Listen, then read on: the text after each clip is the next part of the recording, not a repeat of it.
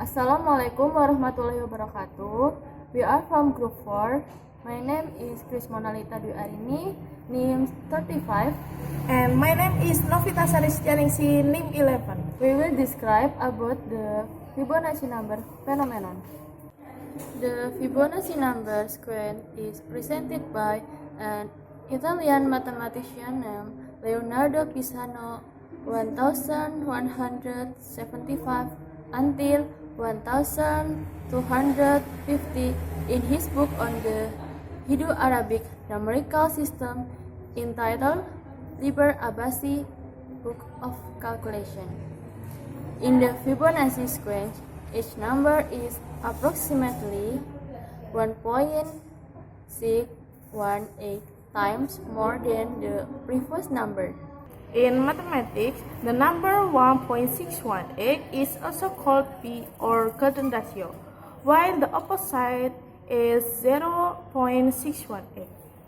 The golden ratio is claimed to appear mysteriously in the structure of natural phenomena, architectural and artistic masterpieces, and in the biological science.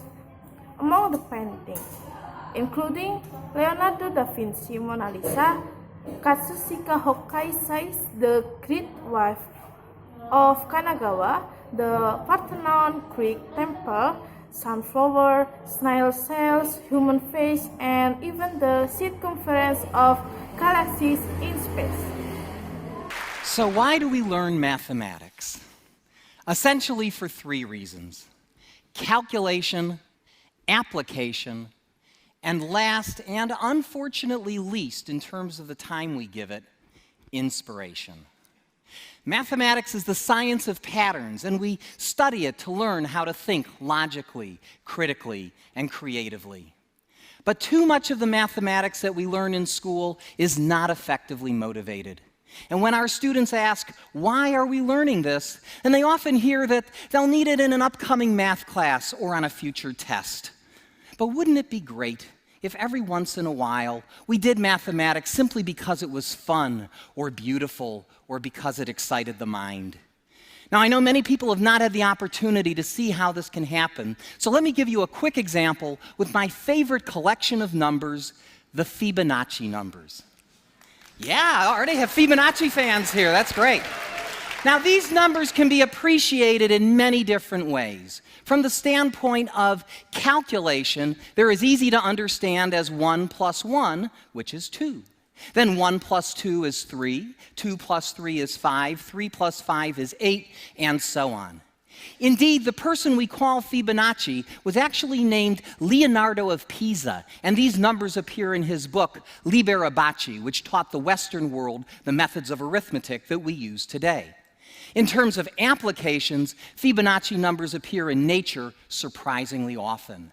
The number of petals on a flower is typically a Fibonacci number, or the number of spirals on a sunflower or a pineapple tends to be a Fibonacci number as well. In fact, there are many more applications of Fibonacci numbers, but what I find most inspirational about them are the beautiful number patterns they display. Let me show you one of my favorites. Suppose you like to square numbers.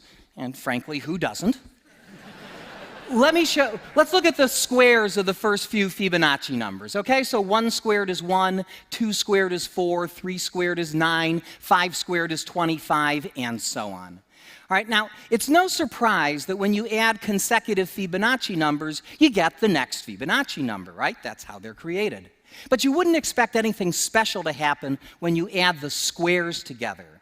But check this out. 1 plus 1 gives us 2, and 1 plus 4 gives us 5. And 4 plus 9 is 13, 9 plus 25 is 34, and yes, the pattern continues. In fact, here's another one. Suppose you wanted to look at adding up the squares of the first few Fibonacci numbers. Let's see what we get there. So 1 plus 1 plus 4 is 6. Add 9 to that, we get 15. Add 25, we get 40. Add 64, we get 104. Now look at those numbers. Those are not Fibonacci numbers, but if you look at them closely, you'll see the Fibonacci numbers buried inside of them. Do you see it? I'll show it to you. 6 is 2 times 3, 15 is 3 times 5, 40 is 5 times 8, 2, 3, 5, 8. Who do we appreciate? Fibonacci, of course. Now, as much fun as it is to discover these patterns, it's even more satisfying to understand why they are true. Let's look at that last equation. Why should the squares of 1, 1, 2, 3, 5, and 8 add up to 8 times 13? I'll show you by drawing a simple picture. All right, we'll start with a 1 by 1 square, and next to that put another 1 by 1 square. Together they form a 1 by 2 rectangle. Beneath that, I'll put a 2 by 2 square, and next to that, a 3 by 3 square. Beneath that, a 5 by 5 square, and then an 8 by 8 square, creating one giant rectangle, right? Now let me ask you a simple question. What is the area of the rectangle? Well, on the one hand, it's the sum of the areas of the squares inside it, right? Just as we created it. It's 1 squared plus 1 squared plus 2 squared plus 3 squared plus 5 squared plus 8 squared, right? That's the area. On the other hand, because it's a rectangle, the area is equal to its height times its base. And the height is clearly 8, and the base is 5 plus 8, which is the next Fibonacci number, 13, right? So the area is also 8 times 13. Since we've correctly calculated the area 2 different ways, they have to be the same number. And that's why the squares of 1, 1, 2, 3, 5, and 8 add up to 8 times 13. Now, if we continue this process, we'll generate rectangles of the form 13 by 21, 21 by 34, and so on. Now, check this out. If you divide 13 by 8, you get 1.625. And if you divide the larger number by the smaller number, then these ratios get closer and closer to about 1.618, known to many people as the golden ratio, a number which has fascinated mathematicians, scientists, and artists for centuries. Now, I show all this to you because, like so much of mathematics, there's a beautiful side to it that I fear does not get enough attention in our schools. We spend lots of time learning about calculation, but let's not forget about application, including perhaps the most important application of all, learning how to think. If I could summarize this in one sentence, it would be this: mathematics is not just solving for X, it's also figuring out why.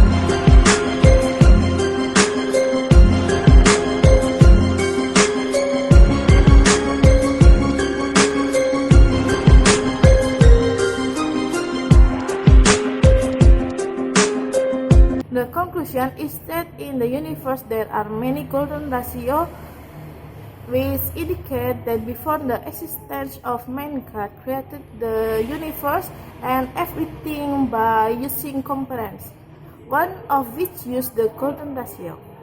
So, by studying the golden ratio, we can increase our faith in God who created the universe.